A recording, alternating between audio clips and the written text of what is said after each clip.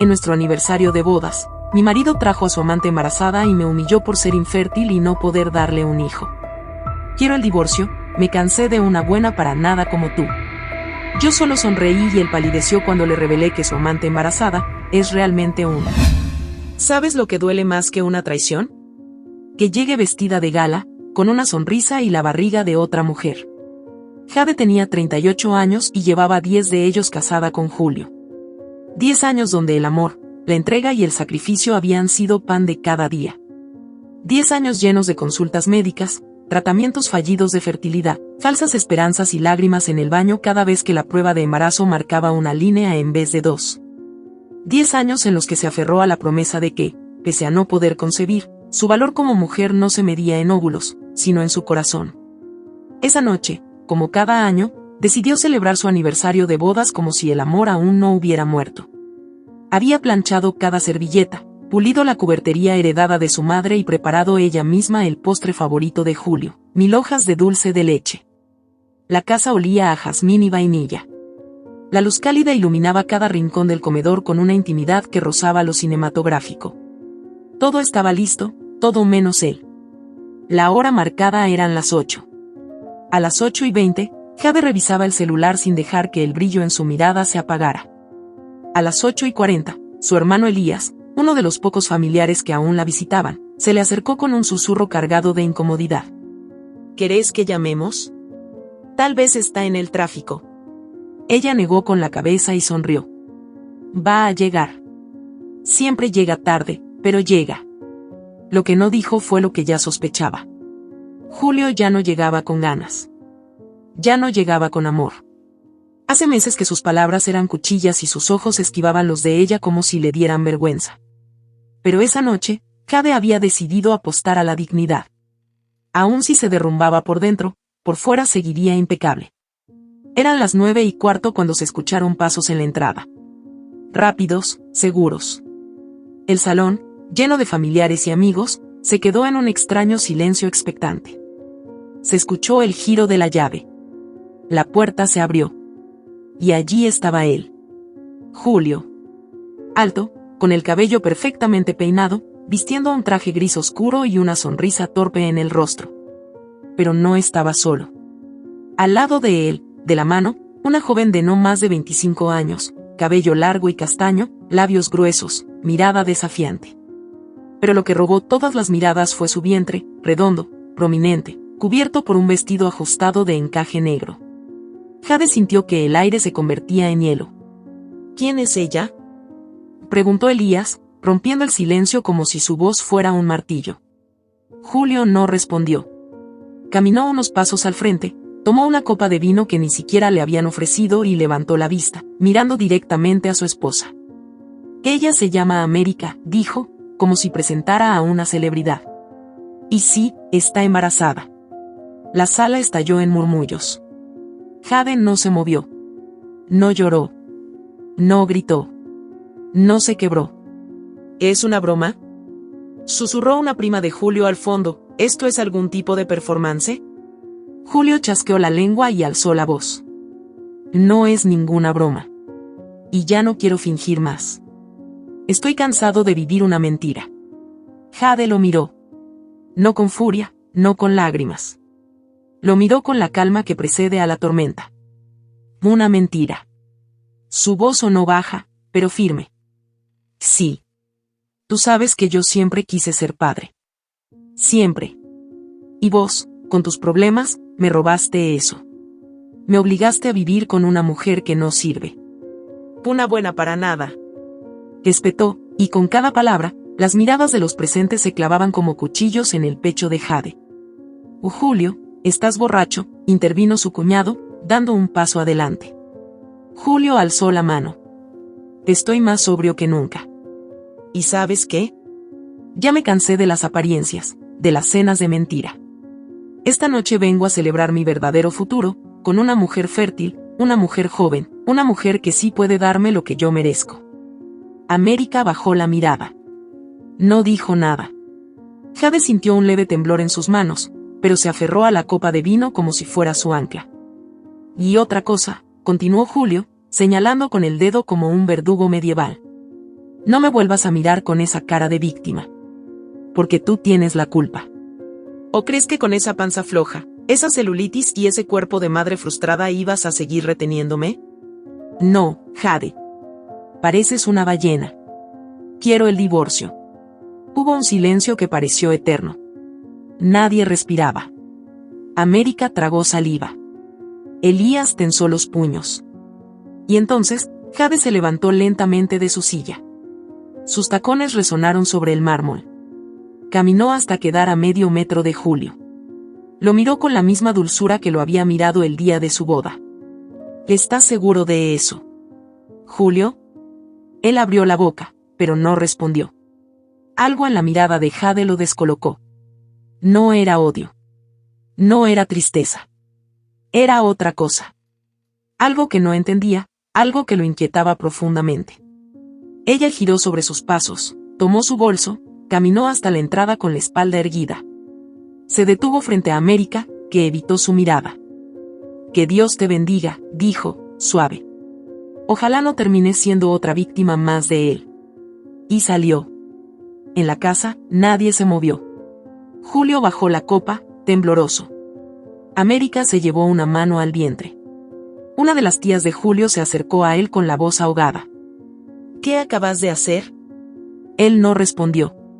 Solo miró hacia la puerta, deseando, por primera vez en su vida, que Jade volviera a entrar. Esa noche, la cena quedó servida. Nadie tocó los platos. El vino se oxidó en las copas. Y en medio de la mesa, como un testigo mudo del desastre, seguía intacto el 1000 hojas de dulce de leche.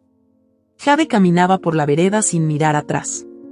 El viento agitaba su cabello y las lágrimas que no derramó estaban enterradas en un lugar más profundo, el corazón de una mujer que ya no temía al dolor. Esa cena no marcó el final de su historia. Fue el inicio de su renacimiento. Y lo que Julio aún no sabía, era que el monstruo que él mismo había creado estaba a punto de destruirlo. Con una sonrisa. Con elegancia. Con verdad. El eco de los tacones de Jade se perdió entre las sombras de la calle, mientras su sombra larga se fundía con la noche. El silencio que dejó en esa casa no era vacío, era una advertencia. Julio no lo sabía aún, pero la cena del aniversario había sido el prólogo de su desgracia, cuidadosamente calculado con la precisión de quien ya no desea destruir por rabia, sino por justicia. A la mañana siguiente, la prensa de sociedad ya hablaba del escándalo. Las redes se llenaban de fotos del evento, captadas por los celulares de algunos invitados incómodos. El nombre de Julio circulaba entre rumores y burlas. Nadie sabía a ciencia cierta lo que había ocurrido en esa velada, pero lo que sí estaba claro era que Jade no había sido la derrotada. Su partida elegante, su dignidad intacta, contrastaba violentamente con el espectáculo que Julio había montado. Jade despertó en su nuevo apartamento, una vivienda modesta en el centro de la ciudad, lejos del barrio residencial que compartía con Julio. No había lujo, pero sí paz. Encendió la cafetera y se sentó junto a la ventana, mirando la ciudad como si ya no le debiera nada. El silencio de su nuevo hogar era distinto al de la noche anterior. Este era suyo, elegido. Tomó su móvil, escribió un mensaje breve a alguien que tenía agendado como doctora LF y luego abrió una carpeta con documentos escaneados. Cada uno de esos archivos era un ladrillo más en la tumba legal de Julio. Mientras tanto, en la casa de la desgracia, Julio no dormía. Caminaba de un lado a otro como un animal acorralado. América dormía en su cama, aunque con un sueño inquieto. Acariciaba su vientre con una ternura exagerada. Julio se la quedó mirando un largo rato. Algo en esa imagen le provocaba incomodidad, como si supiera, en el fondo, que había una mentira demasiado grande flotando en ese cuarto. Al mediodía, América se despertó. Su cara estaba pálida, los labios secos. Se sentó con lentitud y lo miró. ¿Qué pasa? ¿Por qué me miras así? Julio dudó. Y no sé, algo no me cuadra, respondió, con tono seco. ¿Otra vez con tus dudas? ¿Ahora también vas a dudar de esto? Dijo América, mientras acariciaba su vientre. No se te nota más grande, desde hace semanas. Dices que estás de 5 meses, pero apenas has subido de peso. Y esa última ecografía, Julio se quedó en silencio, como si su cerebro luchara entre aceptar la verdad o seguir en su fantasía. ¿Que estás dudando de mi embarazo? Preguntó América, con la voz temblorosa. No sé qué estoy dudando. No sé qué pensar. Anoche Jade dijo algo, y me dejó inquieto. América bajó la mirada. Tocó su vientre con más fuerza, como si quisiera protegerlo de una bala invisible. Ella miente. Solo quiere separarnos, hacerte sentir culpable. Julio la miró, pero no dijo más. Salió de la habitación, cerrando la puerta con un portazo sordo. Horas más tarde, América recibió un mensaje en su celular. Era de Jade. Un mensaje breve, sin insultos, sin reclamos. Necesito verte. A solas. No para pelear. Quiero ayudarte. América dudó. Su primer impulso fue borrarlo. Pero algo dentro de ella, una parte que aún conservaba dignidad, le susurró que debía aceptar. La cita fue en un pequeño café cerca del hospital municipal. Jade llegó antes. Llevaba el cabello recogido y un vestido simple. América llegó con gafas oscuras y la misma actitud desafiante, aunque en sus gestos se notaba tensión. ¿Por qué me llamaste?, preguntó América, sin quitarse los lentes. Porque sé que no estás embarazada, dijo Jade, sin rodeos. El silencio que siguió fue como un hilo a punto de romperse. América se removió en su asiento. No tienes idea de lo que estás diciendo. Y sí la tengo. Y tú también lo sabes. Tengo el informe de la doctora que te atendió en la clínica donde te hicieron los primeros análisis. Tengo copia de la biopsia.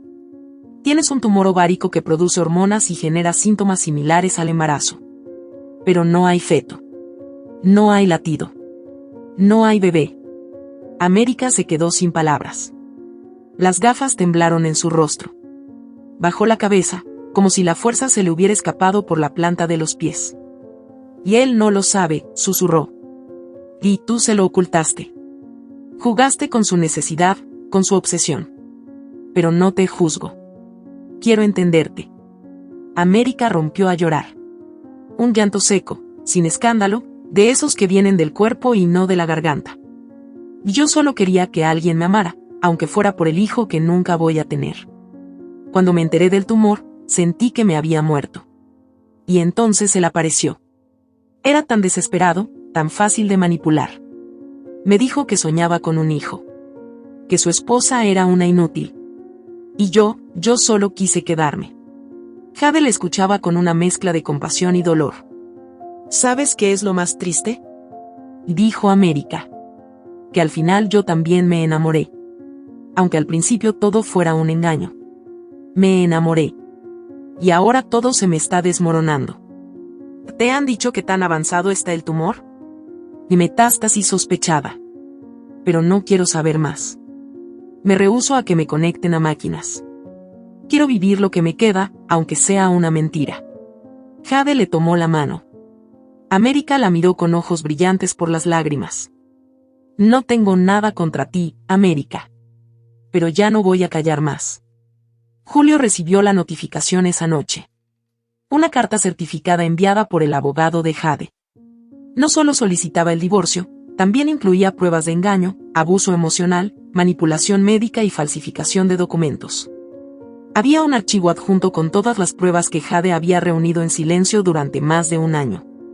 Incluía grabaciones de sus discusiones, documentos médicos alterados por órdenes de su madre, y el testimonio de un ginecólogo arrepentido. Julio llamó a su madre de inmediato. ¿Tú sabías que Jade no era infértil? Del otro lado del teléfono, el silencio fue más elocuente que cualquier respuesta. Madre, era lo mejor para ti, hijo. Esa mujer no era buena para continuar el apellido.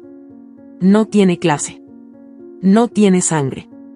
¿Me estás diciendo que me hiciste creer todo esto durante años, solo por prejuicios? Lo hice por ti. Para protegerte. Tú mereces una mujer que represente dignamente nuestro apellido. Y una mujer sin hijos no es una mujer completa. Julio colgó el teléfono. Su mundo comenzaba a derrumbarse. Esa noche, fue a ver a América. Ella estaba en el sofá, con el rostro más demacrado que nunca. Ya no fingía fuerza. ¿Qué es verdad todo esto que dice Jade? América no respondió. Dímelo, América. ¿Es cierto? Ella asintió lentamente. No hubo pelea. No hubo gritos. Solo el sonido del orgullo haciéndose añicos en la garganta de Julio. ¿Por qué no me lo dijiste? Porque tú nunca me hubieras amado si sabías que estaba enferma. Tampoco lo hice cuando creí que estabas embarazada. Solo te utilicé. América cerró los ojos. Lágrimas gruesas se deslizaron por sus mejillas. Julio se sentó al borde del sofá. Por primera vez, pareció no tener control de nada. Su mundo de arrogancia, de superioridad, de dominio, colapsaba ante la verdad. A la mañana siguiente, Jade hizo su primera publicación en redes sociales. Una carta abierta. No nombró a Julio directamente, pero cada palabra era una daga revestida de poesía. Habló de mujeres que han sido manipuladas, de matrimonios disfrazados de cárcel, de la dignidad de quedarse sola cuando estar acompañada significa destruirse. La publicación superó las 300.000 compartidas en un solo día. Julio llamó a su abogado. Quiso frenar todo. Quiso demandarla. Pero su abogado fue claro. No tiene nada difamatorio. Es una carta emocional. Y la ley no protege a los culpables de la verdad. Julio gritó, golpeó la mesa, rompió una copa de cristal. Nadie lo escuchó. Jade, por su parte, recibió decenas de mensajes. Mujeres de distintas edades, confesando sus propias tragedias. Agradeciéndole por hablar. Por no callar. Elías fue a visitarla. ¿De verdad vas a ir hasta el final con esto? Ya fui al final. Ahora solo estoy recogiendo los frutos. ¿Y América? Está enferma. Me da pena. Pero también debe enfrentar sus actos. Elías la miró con respeto. Nunca pensé que podría ser tan fuerte. Yo tampoco, dijo Jade, sonriendo por primera vez en semanas. Antes de dormir, Jade revisó por última vez sus documentos. Tenía todo en orden. Declaraciones juradas. Pruebas. Testimonios. Sabía que el proceso legal podía llevar tiempo, pero también sabía que la batalla ya la había ganado. Porque mientras Julio luchaba por no ser destruido públicamente, ella ya se había reconstruido internamente. La última escena del capítulo transcurre en el estudio de televisión de una periodista famosa. Jade está sentada frente a las cámaras. El conductor le pregunta si está dispuesta a revelar todo. Ella asiente. ¿Y qué pasará si él lo niega todo? Tengo algo que no puede negar. ¿Qué? Jade mira a cámara. Sus ojos firmes, su voz clara. Tengo pruebas.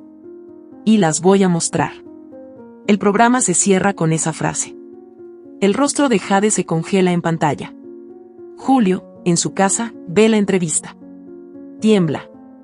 Por primera vez, siente lo que nunca pensó que sentiría. Miedo. La imagen de Jade congelada en la pantalla del televisor seguía clavada en los ojos de Julio. Había algo en su mirada que lo perseguía incluso cuando parpadeaba. No era furia. No era rencor. Era la tranquilidad despiadada de alguien que ya no necesitaba gritar para destruir. Esa noche no durmió. Ni siquiera América, enferma y agotada, logró distraer su mente. Todo lo que había ocultado, negado y menospreciado durante años estaba empezando a devorarlo por dentro. Y lo peor no era la caída, sino la certeza de que todo eso lo había construido él mismo, ladrillo por ladrillo, sobre la espalda de una mujer que jamás lo traicionó. Al día siguiente, Jade cruzó la reja oxidada de la casa de la madre de Julio. Llevaba consigo una carpeta marrón, la misma que contenía la prueba que cambiaría el rumbo de toda la historia. Entró sin esperar que la invitaran. La señora Carmen, de rostro tenso y cabello blanco perfectamente acomodado, le esperaba en la sala. Sentada con las piernas cruzadas y el mentón alto como si estuviera ante una sirvienta y no ante la mujer a la que le destruyó la vida con una mentira. ¿Tú qué haces aquí?, preguntó con desdén, sin moverse del sillón. Jade no respondió de inmediato. Cerró la puerta, se acomodó el abrigo y caminó hasta quedar frente a ella. Luego, dejó la carpeta sobre la mesa con lentitud, como si depositara un cadáver. Vengo por respuestas. No tienes ningún derecho. Ya no eres parte de esta familia. ¿Familia? Jade soltó una breve risa amarga. Tú nunca fuiste familia. Fuiste la sombra detrás del telón, manejando los hilos de mi humillación. Y deja de hacerte la víctima. Tú sabías en lo que te metías cuando decidiste casarte con un hombre como Julio. Hombres de su nivel no pueden estancarse con mujeres defectuosas. Jade sintió un nudo en el pecho, pero lo ignoró. Sacó una hoja de la carpeta y la sostuvo en el aire, cerca del rostro de Carmen. Y este es el informe original de mis exámenes de fertilidad, con fecha de hace 7 años. Lo conseguí tras insistir mucho en la clínica. El médico fue muy claro, mis resultados eran normales. Fue después, cuando volvimos con Julio, que el diagnóstico cambió. ¿Qué hiciste? Carmen ni se inmutó. Hice lo que cualquier madre haría. Pagué por una modificación. No iba a permitir que mi hijo se atara de por vida a una mujer incapaz de continuar el linaje. Él necesita un heredero. Un apellido como el nuestro no puede extinguirse en manos de una cualquiera. Yo no era una cualquiera. Yo lo amaba.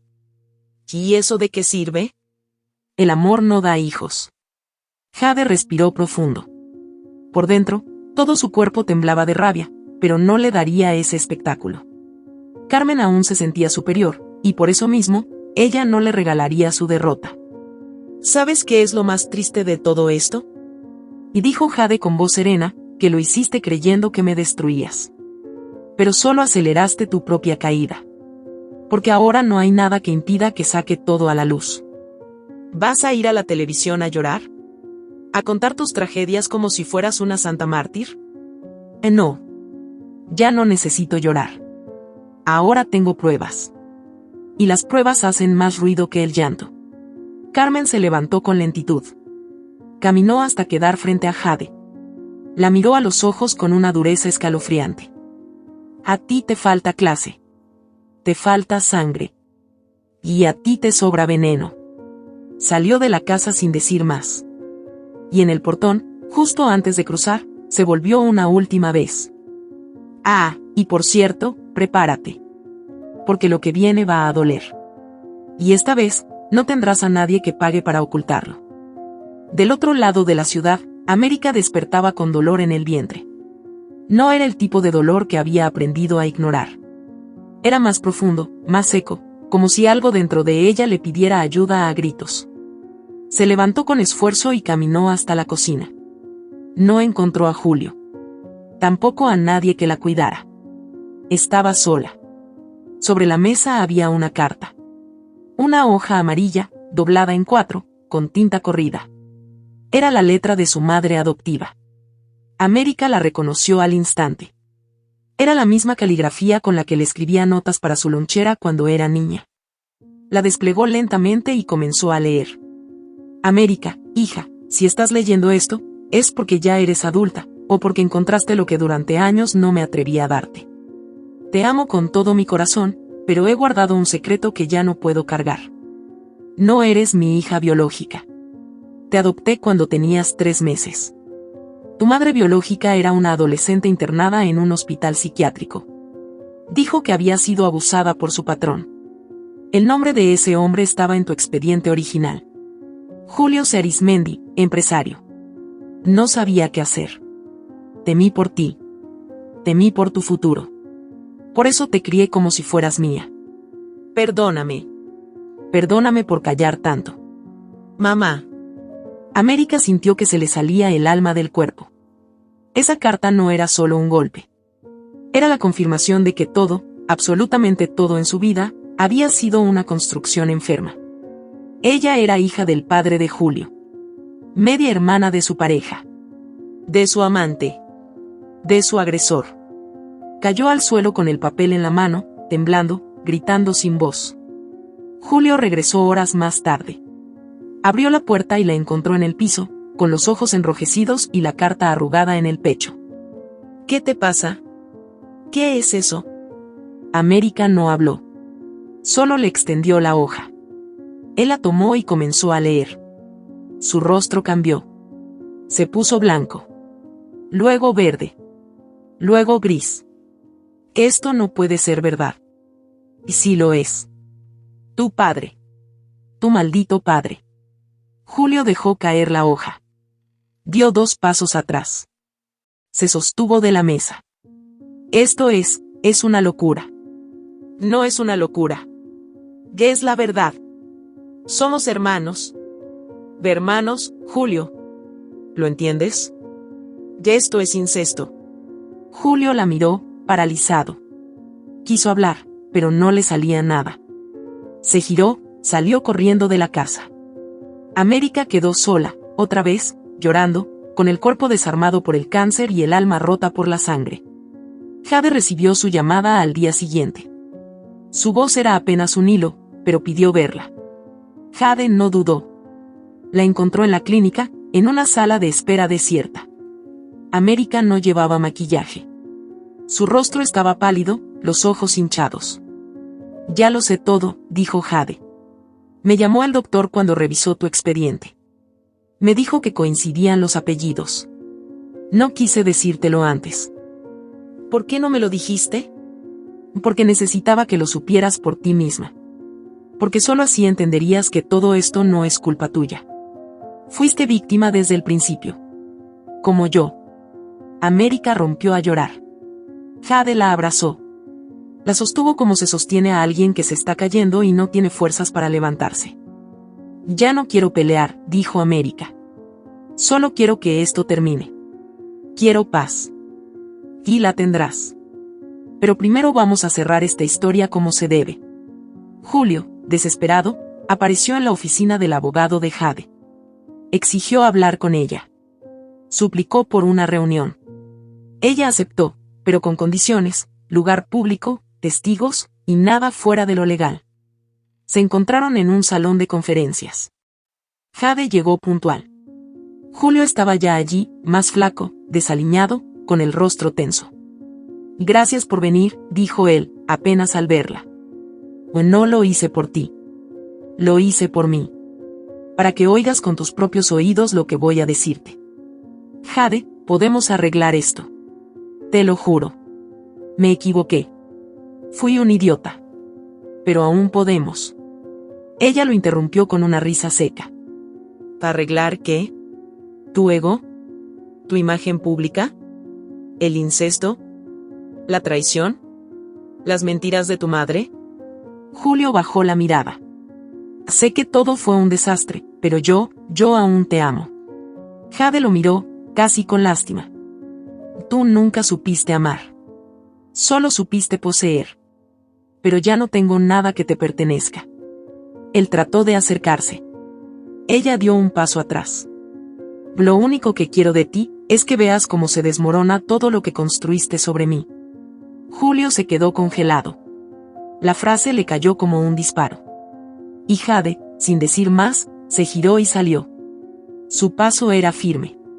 Su rostro, sereno. Ella ya no necesitaba venganza. Solo necesitaba cerrar la puerta y dejar que todo lo demás cayera por su propio peso. La sangre que tanto se cuidaron de manchar en esa familia, estaba más sucia que nunca. Y ahora, el mundo entero iba a saberlo. Porque la verdad, esa que se enterró bajo mentiras y diagnósticos falsos, estaba a punto de explotar frente a las cámaras.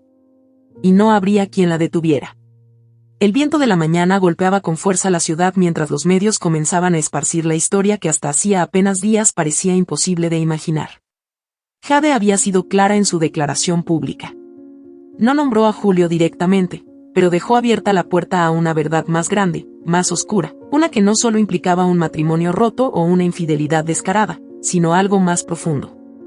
La herencia podrida de una familia que llevaba décadas maquillando su decadencia con dinero, lujos y silencio. El apellido Arizmendi se había vendido durante generaciones como sinónimo de clase, poder y prestigio. Nadie sabía que bajo ese nombre se escondía un legado de abusos y secretos enterrados. Lo que Jade estaba a punto de desenterrar no era solo un escándalo conyugal. Era la historia de cómo el poder puede cubrir crímenes durante años, y cómo la verdad, por más que se esconda, siempre encuentra su forma de gritar. Julio se encerró en la oficina de su abogado, con el rostro descompuesto y las manos temblorosas.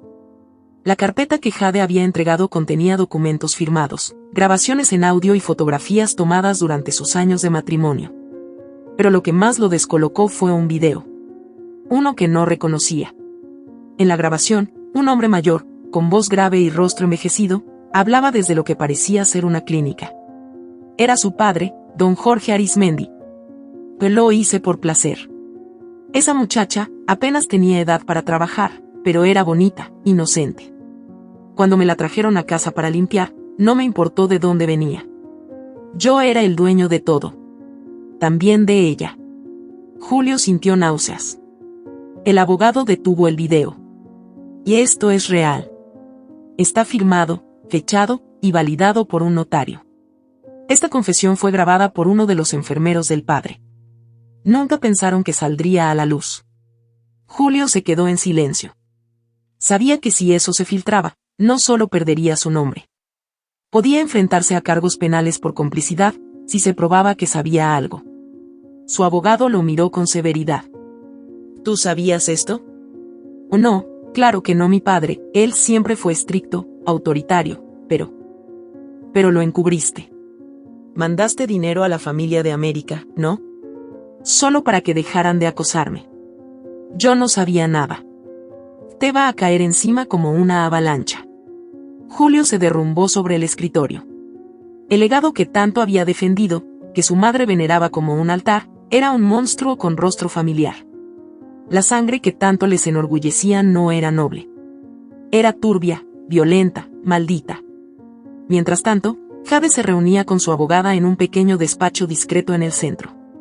Lourdes Ferrera, una mujer de mediana edad, con gafas rectangulares y mirada de acero, analizaba con meticulosidad cada uno de los documentos que habían recopilado durante meses.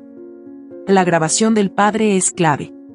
Pero lo que más peso tiene son las transferencias bancarias. El dinero que Julio y su madre giraron durante años a cuentas vinculadas a hospitales, clínicas y personas que podrían testificar. Esto no es solo un divorcio con causa. Esto puede escalar a corrupción empresarial, encubrimiento de delitos sexuales y negligencia médica. ¿Y crees que lo acepten en la corte? No solo lo van a aceptar. Van a querer televisarlo. Pero eso depende de ti. Podemos ir por la vía penal o solo dejarlo en lo civil. Si decides demandar por daños y perjuicios, te garantizo que puedes quedarte con todo lo que él construyó, y más. Jade no dijo nada por unos segundos. Miraba a través de la ventana, observando la ciudad como si aún no supiera si valía la pena hacerla arder. Y no lo hago por dinero. Lo hago porque quiero que esto termine. No solo para mí. Para ella. Para América. Para todas. Lourdes asintió. Entonces prepárate. Esto no va a ser una guerra. Va a ser una ejecución pública. América, mientras tanto, luchaba con demonios más profundos. En su departamento, se aferraba a las paredes como si fueran su único sostén. Había dejado de comer. Los mareos eran constantes. El tumor le robaba la energía cada día con más crueldad. Pero no era la enfermedad lo que más la carcomía, sino la verdad. Era hija de una violación. Había sido criada en una mentira. Se había enamorado de su medio hermano. Había servido como instrumento de venganza y objeto de deseo. Ahora era apenas una sombra. Intentó escribir una carta. Quiso despedirse. Pero no encontró las palabras. Porque lo que sentía no podía expresarse en líneas. Era una combinación de vergüenza, asco, tristeza, amor no correspondido y miedo. Salió del departamento sin rumbo fijo. Caminó por calles que no conocía, con los pies entumecidos y la mente fragmentada. En su bolso llevaba un frasco de pastillas. No sabía si quería usarlas, pero la idea estaba ahí, latente, como un susurro constante. Horas después, Jade recibió una llamada del hospital. América había desaparecido. No fue a la cita oncológica. No contestaba el teléfono. Jade supo, por instinto, dónde buscar. La encontró al atardecer, de pie sobre el puente viejo, el que conectaba el centro con los barrios bajos. América tenía los ojos perdidos en el agua oscura. Jade se acercó sin hacer ruido. No quería asustarla. Solo quería estar ahí. No saltes, dijo con voz firme. América no se movió. ¿Por qué no? ¿Qué me queda? Tú no eres culpable de lo que te hicieron. No soy culpable, pero soy el resultado. Una hija de un abuso. Una mujer que se enamoró de su hermano. Una enferma terminal. ¿Qué valor tiene mi existencia? Jade dio un paso más cerca. Y tu valor está en lo que decidas hacer con lo que te queda. Y no me queda nada. Y sí te queda. Me tienes a mí. Y aunque no soy tu madre, ni tu amiga, ni tu hermana, soy la única persona que no te juzga. Porque sé lo que es estar rota. América giró apenas el rostro. Lágrimas caían por sus mejillas, mezcladas con el polvo del aire. ¿Por qué me salvas? Porque no quiero más muerte en esta historia. América soltó el bolso. Jade se acercó y la abrazó con fuerza. Ambas temblaban. El río abajo rugía como un monstruo impaciente. Pero ya no lo escucharían. No esa noche. Horas más tarde, en la clínica, América fue estabilizada. Los médicos confirmaron lo que Jade temía. El tumor ha hecho metástasis. Hay compromisos pulmonares y óseos. No hay vuelta atrás. Puede que sean meses. Puede que sean semanas. Cuando América despertó, Jade estaba sentada junto a su cama. No dijo nada. Solo la miró, y en ese silencio, se dijeron todo. América tomó su mano. No quiero que me veas morir. Te voy a ver vivir lo que te quede. Con dignidad. Con paz. ¿Me lo prometes? Te lo juro. Julio, mientras tanto, se encerraba en su despacho con whisky y miedo. Su madre intentó visitarlo, pero él le cerró la puerta en la cara. ¿Ahora me rechazas? ¿Después de todo lo que hice por ti? No hiciste nada por mí. Solo hiciste lo que tú creíste que era correcto. Y lo arruinaste todo. Ese legado es tuyo. Ese legado apesta a sangre. Esa noche, Julio no durmió. No bebió más. Solo encendió el televisor y vio el anuncio. Jade daría una entrevista exclusiva al día siguiente. En horario estelar. Y él sabía, con cada segundo que pasaba, que no había forma de detenerla. La verdad no se negocia. Solo se asume. La historia apenas comenzaba a explotar. Y los pecados del padre estaban a punto de arrastrar a todos los Arizmendi con ellos. Porque la sangre, cuando está sucia, mancha hasta el alma. Y no hay riqueza que la limpie. La noche de la entrevista con Jade paralizó a medio país. Las redes sociales colapsaron por la cantidad de comentarios, reacciones, mensajes. Mujeres de todas partes se identificaban con su historia, compartían fragmentos de su discurso y la convertían en un símbolo de algo más grande que un divorcio, una revolución emocional. Jade no habló con odio. No alzó la voz. Habló con la serenidad de quien ha sufrido tanto que ya no le teme a nada. Habló de amor, de dignidad, de verdad. Pero sobre todo, habló de América. Cuando la cámara se apagó y las luces se atenuaron, Jade supo que había dado el paso final hacia una vida distinta. Ya no había retorno. Se había quitado el apellido, el peso, el pasado, y solo quedaba ella. Entera. Real. Irrompible. A la mañana siguiente, América fue trasladada desde la clínica privada a una casa humilde en las afueras de la ciudad. No fue idea de Jade, sino de América, que lo pidió con voz tenue, casi en susurro. No quiero morir rodeada de máquinas. Quiero sentir el sol. Oler la tierra. Escuchar las voces de niños corriendo. Necesito volver a un lugar donde la vida aún tenga sabor. Jade no lo dudó. Volvió al barrio donde creció. A esa calle polvorienta con casas de paredes despintadas y vecinos que se saludan por el nombre. Allí alquiló una pequeña vivienda de techo bajo y patio de tierra. Las paredes eran delgadas, pero había silencio. El aire olía a maíz cocido, a ropa secándose al sol, a perros que ladraban desde los tejados. América, al entrar, sonrió por primera vez desde el diagnóstico. Y esto sí es real, dijo al sentarse en una mecedora vieja, junto a la ventana. Jade la cuidaba con una devoción inesperada. Le cocinaba sopa de calabaza, le lavaba el cabello, le ponía música suave mientras le aplicaba ungüentos en la piel debilitada por la quimioterapia. América se dejaba cuidar con vergüenza al principio, pero poco a poco fue cediendo. Las heridas que había causado no desaparecieron, pero entre ambas crecía algo nuevo. Una tregua silenciosa. Una conexión entre dos mujeres rotas por el mismo verdugo. Por las noches hablaban como si fueran hermanas. Jade le contaba sobre su infancia, los golpes de su madre, las veces que se escondía en la escuela para no volver a casa. América le hablaba de su adolescencia llena de ausencias, de esa sensación constante de no pertenecer a ningún lugar, de sentirse siempre prestada, incompleta. Nunca me sentí parte de nadie, confesó una noche. Hasta ahora. Jade no respondió. Solo le tomó la mano. La vida se les iba entre sus dedos, pero en ese gesto había algo más fuerte que el tiempo. Las vecinas del barrio pronto supieron quién era Jade. No tardaron en acercarse con curiosidad, luego con respeto, después con admiración.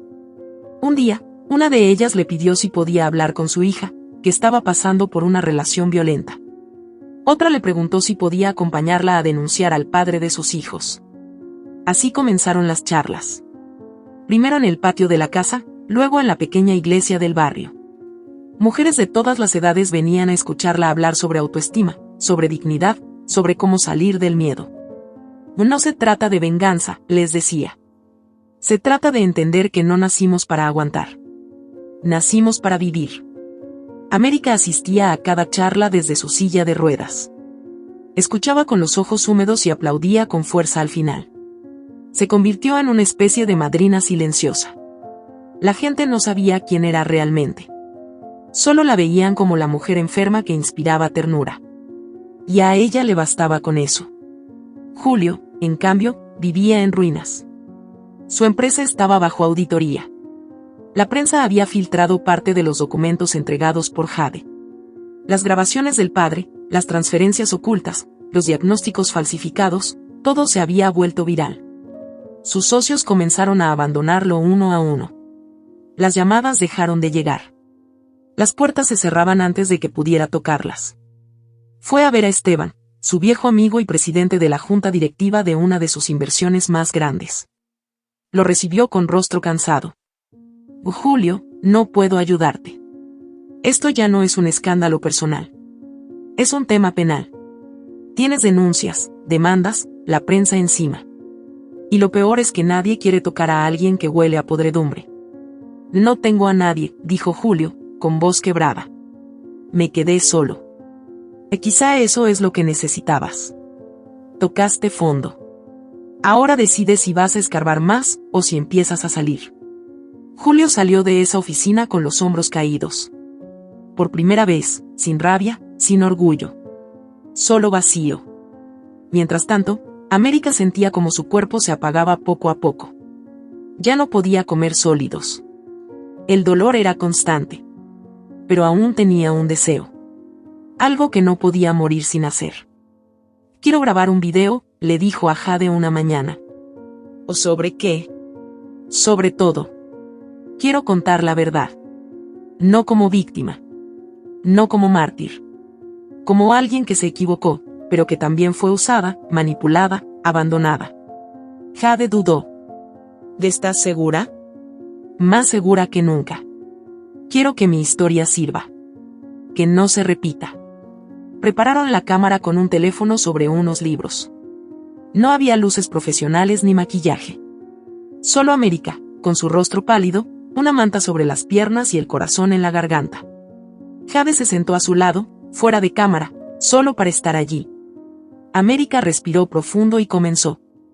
Mi nombre es América. Y esta es la única vez que me van a escuchar de verdad. No nací con ese nombre. Ni siquiera sé cuál era el mío antes de que me adoptaran. Fui hija de una violación. Fui criada con silencios, con secretos. Me enamoré del hombre equivocado. Hice daño. Mentí. Me inventé un embarazo. Todo eso es cierto. Pero también fui una niña abandonada. Fui una joven desesperada por amor. Fui una mujer con miedo a morirse sola. Y cuando toqué fondo, encontré a alguien que me dio la mano. Jade. La mujer a la que más lastimé, y la única que decidió no soltarme. No estoy grabando esto para limpiar mi nombre. Estoy grabando esto porque ya no tengo tiempo. Porque esta enfermedad me va a llevar. Pero antes de que lo haga, quiero dejar algo. Que no te calles. Que no te conformes. Que no creas que mereces lo que te duele. A las mujeres que me escuchan, solo les digo esto: no eres tu pasado. No eres tu apellido. No eres lo que él te hizo creer que valías. Eres tú. Y ya con eso, basta. Adiós. Cuando terminó de hablar, América sonrió. Jade se acercó y la abrazó. Gracias por dejarme ver la mejor versión de ti. Y gracias por dejarme serlo. Esa noche, América durmió profundamente. Al amanecer, Jade entró a su cuarto y la encontró inmóvil, con los ojos cerrados, la boca relajada, el cuerpo en paz. No había llanto. No había gesto de dolor. Solo un suspiro detenido en el aire. Jade se sentó a su lado. Le acarició el rostro. No dijo nada. No hizo escena. Cerró los ojos, apretó la mano de América y susurró: ya puedes descansar. El video fue publicado esa misma semana. En menos de 24 horas, superó los 5 millones de visualizaciones. Fue compartido por artistas, políticos, activistas. Se convirtió en un símbolo. América ya no era la amante, ni la enferma, ni la víctima. Era la voz de muchas. Su historia, su redención, su muerte, lo cambiaron todo. Jade la enterró en el cementerio del barrio. No hubo lujos, ni cámaras, ni flores caras. Solo vecinos, mujeres que lloraban por ella sin conocerla, niños que llevaban carteles con mensajes como gracias por tu verdad. Y Jade, vestida de blanco, con la cabeza erguida, despidió a quien fue, al final, la pieza más humana en una historia llena de monstruos. Julio vio el video en soledad. Lloró. No por redención. Lloró por todo lo que no hizo, por todo lo que destruyó. Lloró por la mujer que usó y abandonó. Por la esposa que perdió. Por el nombre que ya no valía nada. La historia no terminó con la muerte de América. Pero ese fue el momento exacto en que todo cambió. Porque a veces, la muerte no apaga la vida. La enciende con más fuerza que nunca. Y América, aún muriendo, logró lo que nunca pensó: que su historia no se repitiera. Que alguien la escuchara. Que alguien, en alguna parte del mundo, decidiera no saltar. Y que otra mujer, como Jade, eligiera perdonar. Incluso lo imperdonable. El sol del barrio apenas comenzaba a levantar la bruma del amanecer cuando Jade, sentada en el patio donde América solía escuchar sus charlas, subió el video desde su canal. Lo tituló con pocas palabras: una verdad que no muere. No necesitaba estrategias virales ni titulares escandalosos. Solo la imagen de América, envuelta en una manta clara, y el testimonio que ya había estremecido su corazón antes de estremecer el mundo. El primer comentario llegó 5 minutos después. Luego 10 más. Luego cientos. A la hora, miles. Y en apenas una noche, el video se transformó en una ola que no se podía detener. Mujeres desde México hasta Argentina compartían fragmentos, frases, lágrimas. Algunos medios lo tomaron como una pieza testimonial. Otros, como una denuncia cruda al sistema que protege a los agresores con trajes caros y apellidos ilustres. Pero para Jade, más allá del ruido, ese video era un cierre. Un homenaje. Un acto de justicia emocional. Las consecuencias no se hicieron esperar. La Unidad de Delitos Familiares del país anunció oficialmente una investigación penal contra Julio Arizmendi. Las cuentas de su empresa fueron congeladas. La prensa encontró documentos que lo vinculaban con encubrimientos, sobornos y negligencia médica. Las noticias eran brutales: el imperio Arizmendi se derrumba. La amante era su hermana. Su esposa infértil no era infértil. El testamento de América, la verdad desde la muerte. Julio, atrapado en un departamento que ya no podía pagar, fue visto días después caminando descalzo por el pasillo de su edificio. Había perdido peso, tenía la mirada extraviada. El ruido mediático no le dio espacio para esconderse.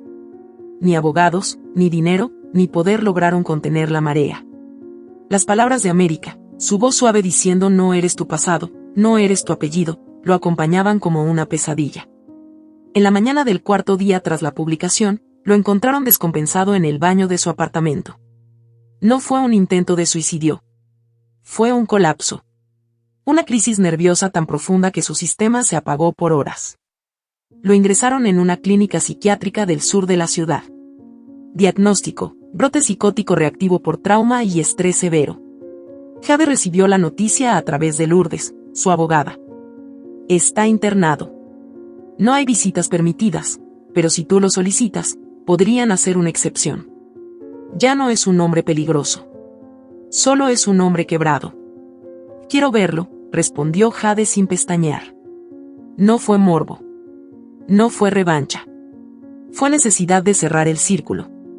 Porque algunas heridas solo sanan si se miran cara a cara. La clínica era blanca, impersonal, con olor a desinfectante y a encierro. Un guardia la acompañó por un pasillo de luces parpadeantes hasta una habitación pequeña. Dentro, Julio estaba sentado junto a una ventana sin vidrio, mirando hacia la nada. El sol apenas tocaba su rostro. El cabello estaba desordenado, la barba crecida, y en su mirada no quedaba ni sombra del hombre que se había creído dueño del mundo. Cuando la vio entrar, no dijo nada. Solo la observó como si fuera un fantasma. «Has envejecido», dijo ella con suavidad, cerrando la puerta. «Tú no», murmuró él, con la voz ronca. «Tú estás más viva que nunca». Se hizo un silencio denso. Jade se sentó frente a él. Lo observó sin odio, sin lástima. «¿Por qué viniste?», preguntó Julio. «Para darte una respuesta». «¿A qué?». «A la pregunta que hiciste desde el principio». «¿Qué gané con todo esto?». Julio desvió la mirada. Bajó la cabeza. «¿Y cuál es?». «Mi libertad y tu reflejo». Julio apretó los labios. Se encorvó como si esa frase le partiera el pecho. No lloró. Solo se cubrió el rostro con las manos. «Perdí todo». «No.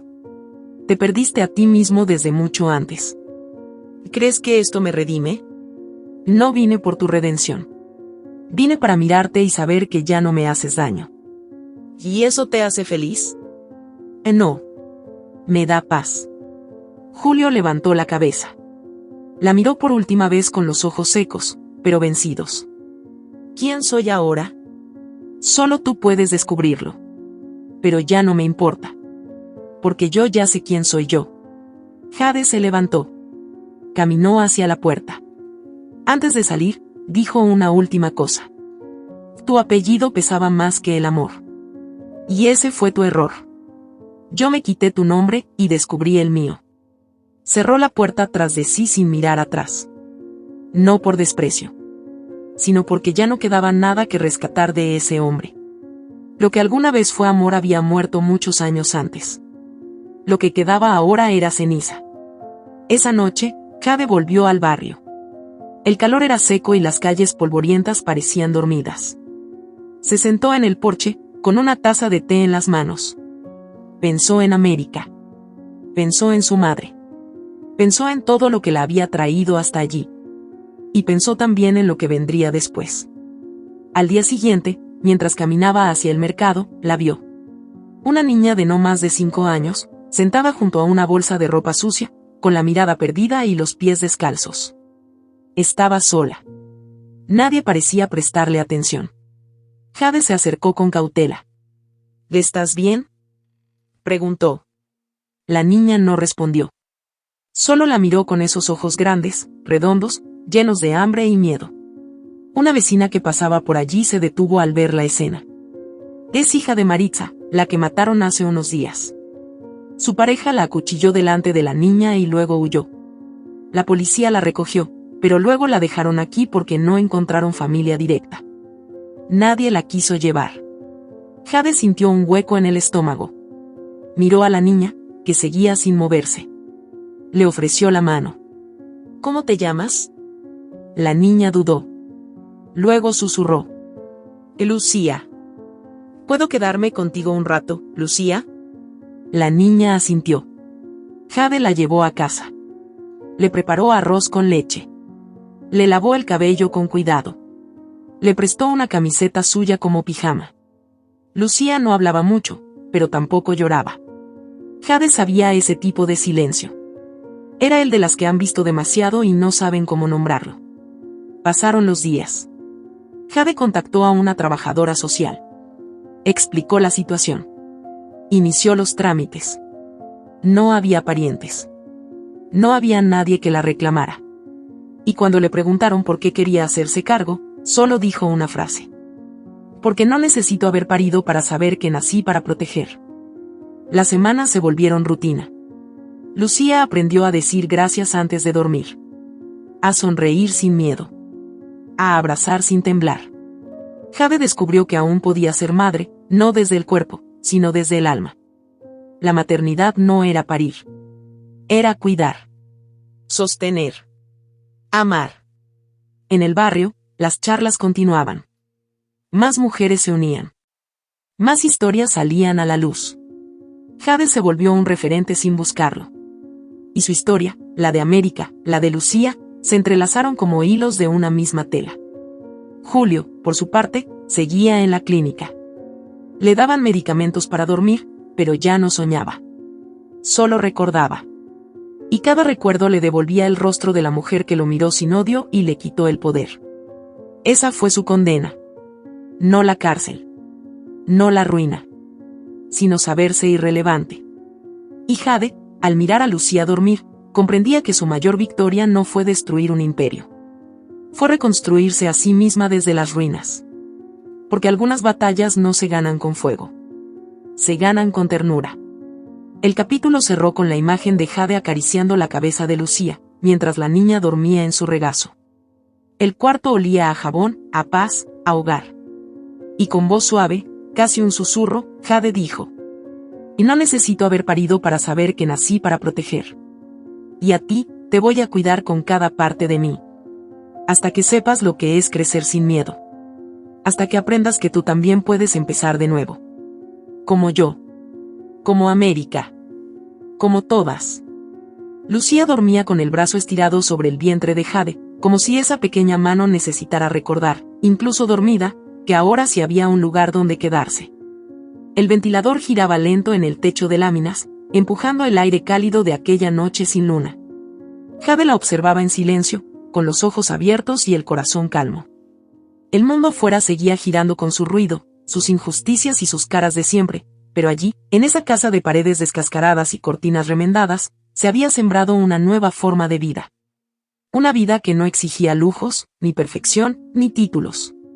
Solo amor. Había pasado un año desde la muerte de América. Un año desde el colapso de Julio. Un año desde que Jade decidió no solo rehacer su historia, sino escribir otras junto a mujeres que, como ella, alguna vez fueron silenciadas. El barrio ya no la miraba con curiosidad. Ahora la saludaban con respeto.